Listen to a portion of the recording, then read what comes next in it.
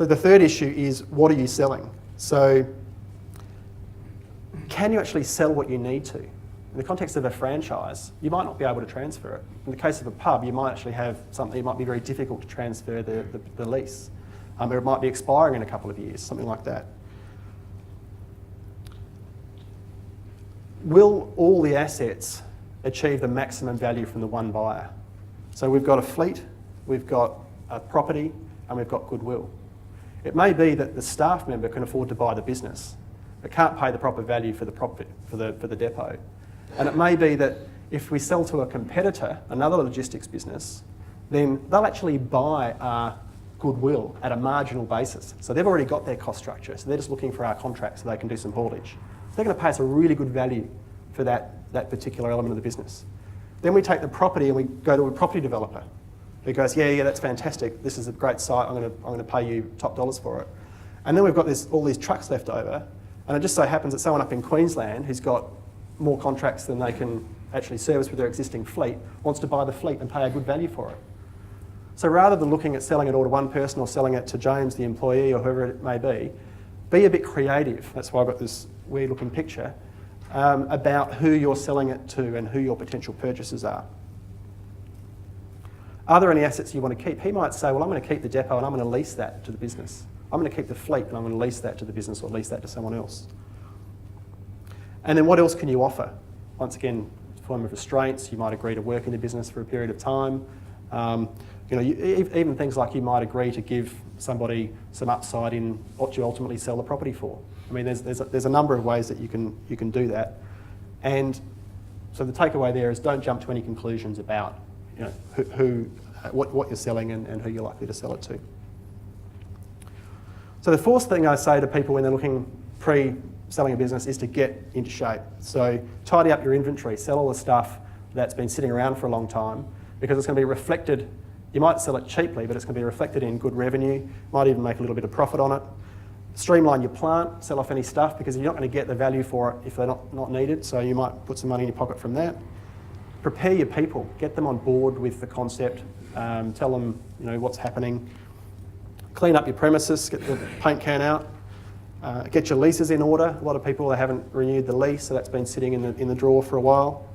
Document your business relationships. So in Malcolm's case, he's got, I didn't say this at the outset, but there's two main clients of his business, and one of them's actually been pestering him to re-sign a contract on some new haulage rates, which are actually increased haulage rates, but he just hasn't got around to it. He's just started the business and hasn't actually got around to sending the contract back.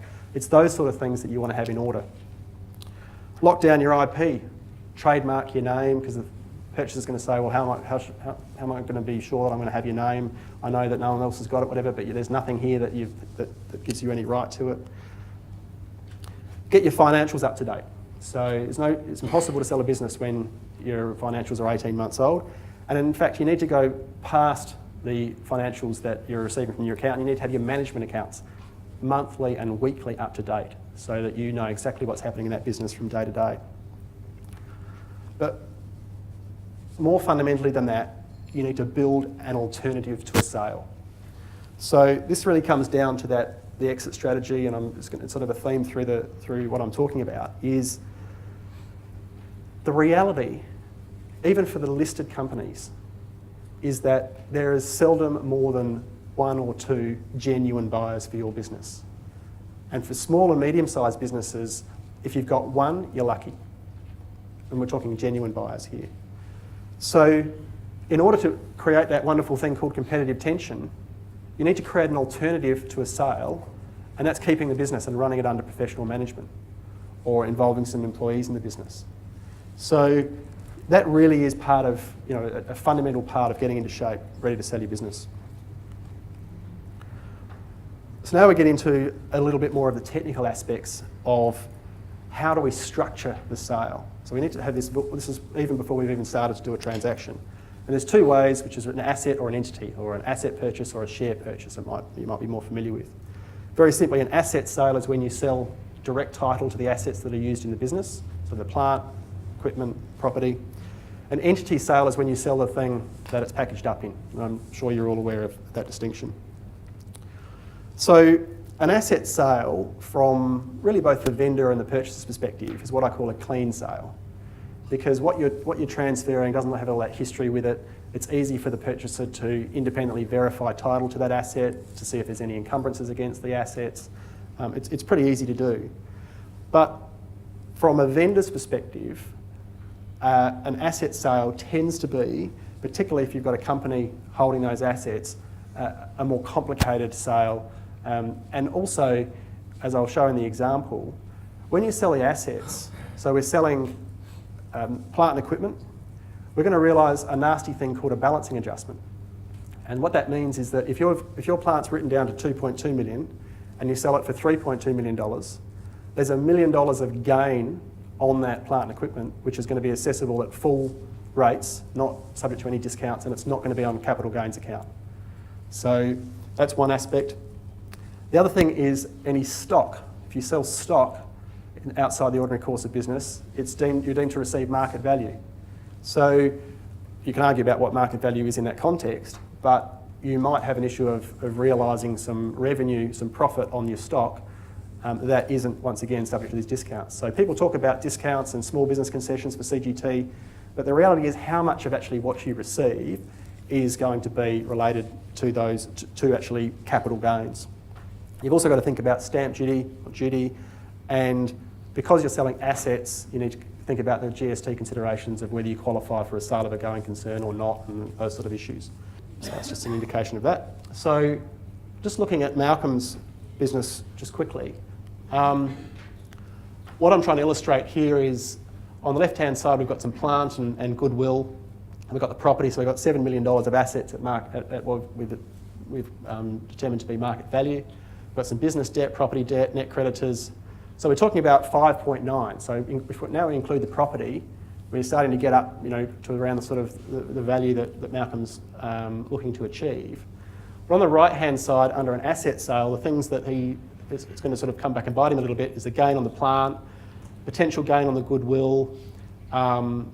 Just sort of, it is a little bit of a muddy example, but what I'm trying to illustrate is that in the context of selling the assets out of his company and out of his family trust, we've got some reasonably hefty tax obligations there that he's got to take off the net, the gross amount, to see what net he's going to receive. So an entity sale is when you sell your business packaged up in the actual entity, which is usually a company, or it might even be a unit trust.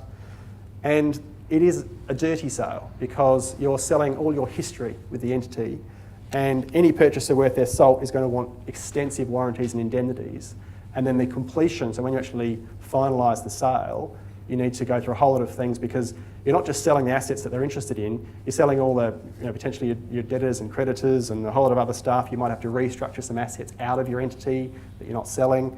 It's just a much more complicated exercise. So you might be saying, well, why would you bother? And the driver tends to be a couple of things.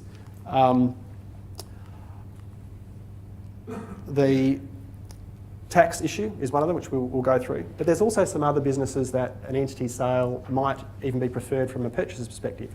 One that has a lot of contracts, for example. So the contracts might be with your entity, and if you sell all the assets, it means you have to assign all those contracts. Whereas if those contracts can be just taken over with the entity, that's one reason as a purchaser why you might be interested in it. There might be things like credits and losses and those sort of things, but the government's done a pretty good job of removing a lot of those incentives for an entity sale. So because we're talking about an entity sale here as by way of example, we need to look at the balance sheet of the entity that we're selling. And we need to restructure the balance sheet to reflect what we are actually selling. So we need to put some reserves in there to revalue our assets. So we've got a revaluation of the plant by $1 million. We've got implied goodwill of $750. I'm not going to go through how I got to that. And we've got this thing called a vendor loan on completion, because what we've done down the bottom here is taken out all the accumulated profits. So we've made a pre-sale distribution of the profits because the purchaser's not going to want those. And we have recognised it as a loan on completion that will need to be repaid. So net, we're going to be selling at $2 million of net assets there to the purchaser. So the sort of restructure steps, and you can look at the slides, go onto our website and look at the slides if you want to critique my calculations here. But we've related party loans. No one wants to take over a business with your loan in there to your family trust or whatever. We've repaid the bank loans, we've distributed the profits. Then we've done some tax analysis on both the business assets and the property. And what I'm trying to illustrate through all of that mumbo jumbo is a couple of different scenarios. Asset sale on the left here, business sale on the right. Entity sale on the right. And then if the small business CGT concessions apply and if they don't. So if you look at the matrix, it's anywhere between roughly 494,000 of tax and 1.8 million of tax. And that's the driver we're talking about that drives this entity versus asset sale. And as I say, you can critique the figures, but that tends to be how these things work out. So then we come back to the question, we've got to talk Malcolm through this, and we're going to say, well, what are you going to be left with? So it's anything between 5.4 and 4, and if we assume an 8% return on his money when he's sold out, his annual income is going to be 400 to anywhere between 300,000 or 400,000. So it's a 25% difference in his after-sale income in retirement. So these are issues that are really going to be quite drivers certainly for the vendor, and as a purchaser you need to be aware of those.